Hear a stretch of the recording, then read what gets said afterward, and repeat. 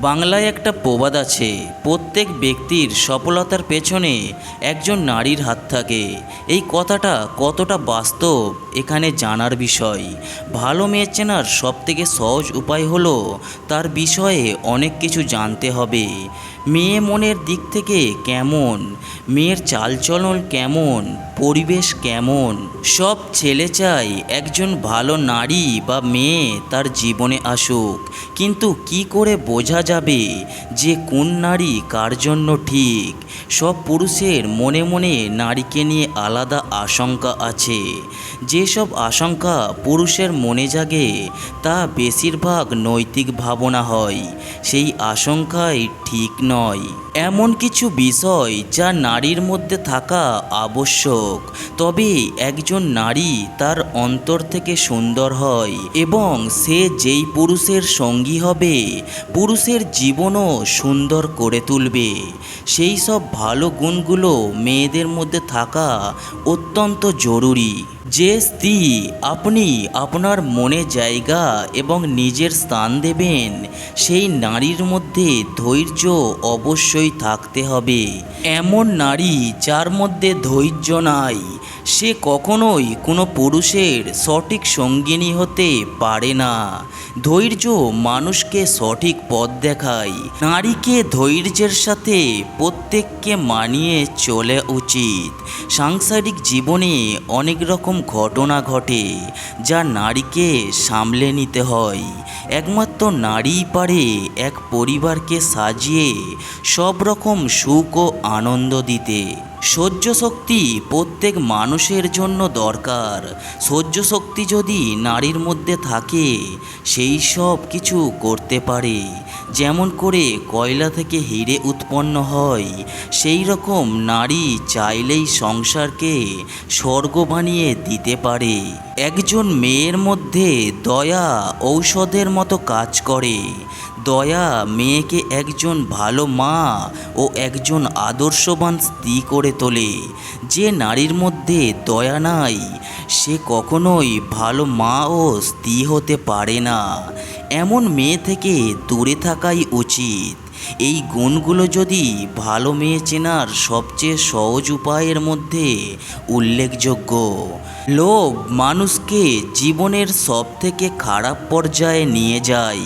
সেটা যদি নারীর মধ্যে হয় তো সংসারকে সবথেকে ভয়ঙ্কর পর্যায়ে নিয়ে যাবে। যে নারীর মধ্যে লোভ কম, সে খুব সহজে পরিবারকে উন্নতির দিকে নিয়ে যায়। সেই নারীকে সংসারের দেবী বলা যেতে পারে।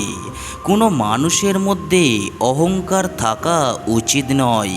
অহংকার মানুষকে ধ্বংসের দিকে নিয়ে যায়। তাই নারী যদি কোনো বিষয়ে অতিরিক্ত অহংকার করে, তবে সেও সংসারকে ধ্বংস করে দিয়ে নিয়ে যাবে, তা কোনো সন্দেহ নেই। রাগ প্রত্যেক মানুষকেই খারাপ পথে নিয়ে যায়। কোনো সঠিক সিদ্ধান্ত রাগের সময় নেওয়া যায় না।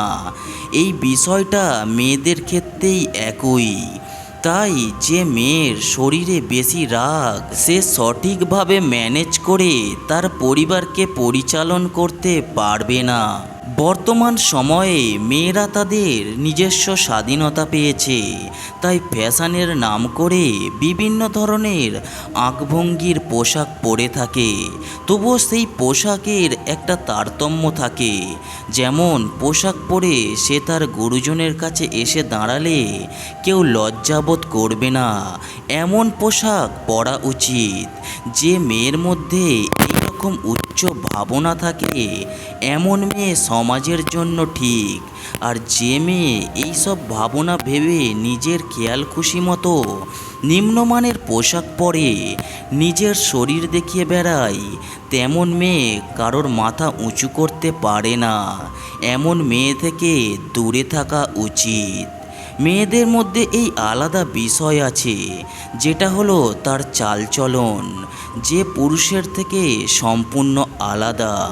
চালচলন বলতে তার ব্যবহার, যে কোনো স্বাভাবিক বিষয়ে সেই রকম ব্যবহার করে। গুরুজনের প্রতি কতটা সম্মান আর ছোটদের প্রতি কতটা ভালোবাসা তার মধ্যে আছে সেইগুলো জানতে হবে। মেয়েরা হলো পুরুষের মেরুদণ্ড। প্রত্যেক মানুষকে একজন নারী জন্ম দিয়ে পালন করে বড় করে।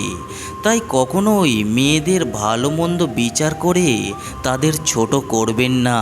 এবং এখানে লেখা সব গুণ এক মেয়ের মধ্যে আশা করবেন না। সবার মধ্যেই কিছু না কিছু গুণ আছে, আবার সবার মধ্যে কিছু না কিছু দোষ আছে। সবাই সবাইকে মানিয়ে নিয়ে চলতে পারলেই জীবন সুখের হয়ে উঠবে।